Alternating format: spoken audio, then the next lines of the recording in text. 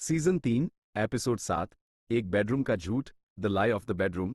Narrator की आवाज। कहते हैं कि झूठ का बोझ ज्यादा दिन नहीं उठाया जा सकता। आर्यन, जिसके जीवन में हर पल तनाव बढ़ रहा था, अब अपनी नियति की ओर बढ़ रहा था। शादी की तैयारियां जोरों पर थीं, और इस जश्न के साए में पहला गुप्त राज टूटने को तैयार था। नेहा, पड़ोसन, भावनात्मक रूप से टूट चुकी थी। आर्यन की शादी का मतलब था कि वह उसे हमेशा के लिए खो देगी। उसने गुस्से और मायूसियों से भरे आखिरी संदेश भेजना शुरू कर दिया। ये संदेश केवल आर्यन के लिए नहीं थे, बल्कि एक ऐसी छूटी हुई चिंगारी थे जो कहीं भी आग लगा सकती थी। और यहीं आर्यन के भाग्य ने एक और क्रूर मोड़ लिया। आर्यन का दोस्त जीजू, वह व्यक्ति जिसने आर्यन पर आंख बंद करके भरोसा किया था, अचानक अपनी व्यावसायिक यात्रा से लौट आया। उसने कुछ दिनों की छुट्टी ले ली, ये सोचते हुए कि वह अपनी पत्नी और बच्चों के साथ कुछ समय बिताएगा। लेकिन दोस्त को अपनी पत्नी नेहा के व्यवहार में अजीब बदलाव दिखा।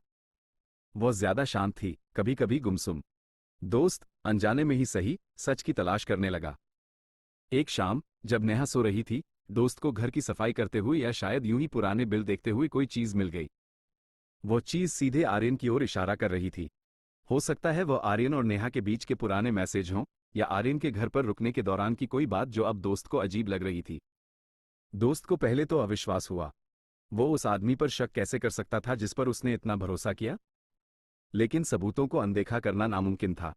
अगले दिन दोस्त ने आर्यन को अकेले में मिलने के लिए बुलाया। चरम सीमा तब आई जब वे एक शांत कैफे में मिले। दोस्त ने सीधा सवाल नहीं पूछा, लेकिन उसने आर्यन को उस रात की याद दिलाई जब वो घर पर था। आर्यन ने एक बार फिर झूठ बोला।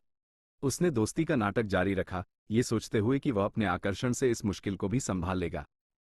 मगर दोस्त ने इस बार सबूत पेश कर दिए। दोस्त की आंखें विश्वासघात के दर्द से भरी थी। ये केवल उसकी पत्नी का धोखा नहीं था, यह उस भाई का धोखा था जिस पर उसने अपना घर और सम्मान सौंपा था। दोस्ती टूट गई, लेकिन यहां कहानी में सबसे बड़ा ट्विस्ट आया। दोस्त ने अपनी पत्नी नेहा का सामना करने के बजाय सीधे ईशानी मंगेतर से मिलने का फैसला किया। वह जानता था कि नेहा के साथ उसका रिश्ता टूटने के कगार पर है, लेकिन वह नहीं चाहता था कि उसकी साली ईशानी भी इस धोखे का शिकार हो। दोस्त ने ईशानी को पूरा सच नहीं बताया। वह अपनी बहन की बदनामी नहीं करना चाहता था। इसके बजाय उसने ईशानी को अकेले में चेतावनी दी। उसने कहा कि आर्यन वह इंसान नहीं है जैसा वह दिखता है। उसने कहा, ईशानी, आर्यन भरोसेमंद नहीं है।